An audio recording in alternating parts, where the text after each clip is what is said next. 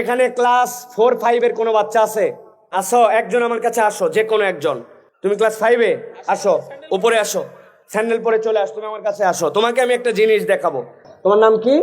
আসিফ শিকদার। দেখি হাত, দেখি হাতেটাকে ভাঁজ করো। ভাঁজ করছো? এখানে হাত লেখো, এখানে এখানে লেখো হাসিব লেখো।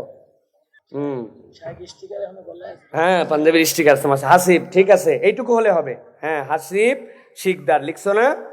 ঠিক আছে, এবার এই বোতলটা খুলে এক ঢোক পানি খাও। খাও, গুড, ফাইন, ঠিক আছে না?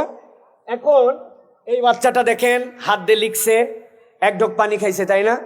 কিন্তু নামাজের কথা বললে নামাজ পড়তে মন চাচ্ছে না। আল্লাহ রাব্বুল আলামিন কি দিছে আমাকে? শরীর স্বাস্থ্য আমার এরকম, আমি আসলে কিছু পাই না। আল্লাহর কৃতজ্ঞ হচ্ছে না মন। কৃতজ্ঞ কেমন করে হবে? এদিকে আসো। তুমি যাইও না, এত তাড়াতাড়ি কই যাচ্ছ? তোমার অনেক কাজ বাকি আছে, দাঁড়াও। আল্লাহর কৃতজ্ঞ কেমনে হয় দেখেন।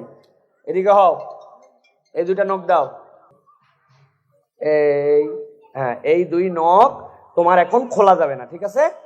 এই দুই নখ তোমার বাঁধা থাকলো, এই দুই নখ তোমার বাঁধা থাকলো। এখন তুমি হাসিব লেখো। হ্যাঁ, কষ্ট হচ্ছে আগের থেকে? এ তো বানান ঠিক হচ্ছে না, দেখছেন অবস্থা। এবার বোতল থেকে পানি খুলে খাও। এই নখ খোলা যাবে না, এই নখ খোলা যাবে না, এই নখ আবার টানতেছো কেন? এই নখ এরকম রাখবে। এবার পানি খাও, বোতল খোলো আগে। হ্যাঁ, এই এক হাত দিয়ে, তখন এক হাত দিয়ে খাইছো। হ্যাঁ, তোলো তোলো, মুখে তোলো। আবার নখ খোলা যাবে না, নখ এরকম থাকবে। হ্যাঁ হ্যাঁ, মুখ খোলো, মুখ খুলে খাও পানি। দেখো, দেখছেন কত কষ্ট হচ্ছে? আমি এইটা বোঝানোর জন্য বলতেছি, আমাদের বাচ্চাদেরকে কিছু প্র্যাকটিক্যাল জ্ঞান দিতে হবে। তুমি এই নখটা, হাতটা ব্যবহার করতেছো, তুমি হাতের প্রকৃত মালিক নও। তোমার এই দুই নখ বন্ধ করে দিলে তোমার হাতের সই করা পারফরমেন্স চলে যায়। তুমি বোতল থেকে পানি ঢেলে খেতে পারো না।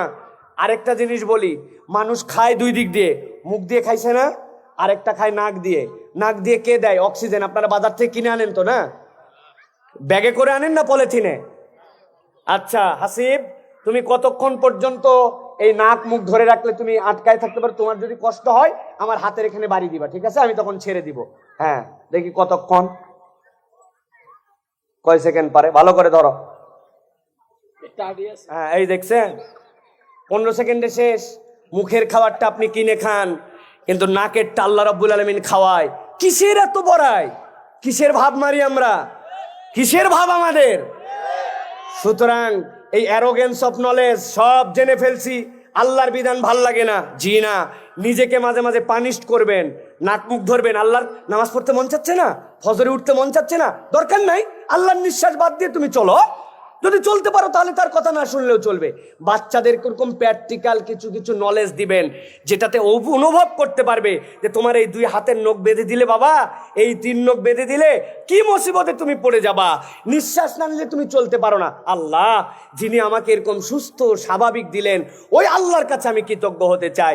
এইভাবে আমাদের বাচ্চাদেরকে কৃতজ্ঞতার বোধ জাগ্রত করতে হবে। যাও, থ্যাংক ইউ, ঠিক আছে? তাহলে আল্লাহর কৃতজ্ঞ হতে হবে, ঠিক আছে? আল্লাহর কৃতজ্ঞতা আমাদেরকে বুঝে বুঝে স্মরণ করে করে আদায় করতে হবে। আল্লাহ হাসিবকে বড় করে বলেন আল্লাহুম্মা আমিন। আল্লাহ তুমি আমাকে যা দিছো, আল্লাহ আমি না ক্লাসে 70তম, কিন্তু এরকম লক্ষ পৃথিবীতে শিশু আছে যে তো পড়ালেখাই করতে শিখে নাই। তাহলে তার থেকে তো আল্লাহ রাব্বুল আমিন আমাকে ভালো রাখছে, আলহামদুলিল্লাহ। আমার বাচ্চাটা অনেক কিছু পারে না, কিন্তু আমার বাচ্চাটা তো প্রতিবন্ধী নয়। যার প্রতিবন্ধী একটা সন্তান আছে সে জানে তার প্রতি আল্লাহর পক্ষ থেকে কত বড় পরীক্ষা। তো আপনি আপনার বাচ্চাকে নিয়ে এত বেশি ঘাবড়ায় গেছেন কেন? কখনো বাচ্চাকে নিয়ে অন্য কারোর সাথে তুলনা দিবেন না। অন্যের তুলনা দেওয়ার দরকার নাই, আপনি তার জন্য এক্সাম্পল সেট করেন। আর বাপ পিতা যারা, তাদের জন্য একটা কথা বলবো, আপনাদের পছন্দ হবে না। বাপেরাই এত ব্যস্ত, এত ব্যস্ত। এখন মানুষ জিজ্ঞাসা করে আপনার বাচ্চার খবর, বলছে ভাই ওর পড়ালেখার বিষয়টি আমি বলতে পারবো না, আর মায়ের কাছে শোনেন। আর মা এগুলা খবর রাখে। যেই বাপ নিজের জীবনের ব্যস্ততার জন্য তার সন্তানের খবর রাখে না, মায়ের উপরে চাপাই দেয়, এটা একটা ব্যর্থ বাপ। এই বাপ হচ্ছে একটা সমাজের জন্য, আমি বলবো এই বাপ একটা সমাজের জন্য আমাদের কালপ্রিট বাপ। আপনি আপনার এত ব্যস্ততা, আপনার উত্তর প্রজন্ম, সে আপনার বংশ, সে আপনার রক্ত, সে আপনাকে সামনে প্রেজেন্ট করবে, আর আপনি তার খবর জানেন। আপনার এত ব্যস্ততা দুনিয়ার বুকে, এটা কাজ দিবে না প্রিয় ভাইরা। আর সর্বশেষ বলবো আপনাকে প্রিয় ভাইরা, আপনার আমার জীবনে এই যে প্রচুর পরিমাণে আপনার আমার জীবনে যে বাধা আসবে, এই বাধাগুলোকে কখনো মনে করা যাবে না যে আমি ডিঙাতে পারবো না। আস-সা'য়ু মিন্না ওয়াল ইতমামু মিনাল্লাহ। মানুষ বাধা আসবে কিন্তু এই বাধাকে বাধা মনে করবে না, আল্লাহর দিকে তাকায় যদি সামনে যাওয়ার চিন্তা করে, তাহলে আল্লাহ রাব্বুল আমিন তাকে উতরাই দিবেন। আল্লাহ কবুল করুক, বলেন আল্লাহুম্মা আমিন।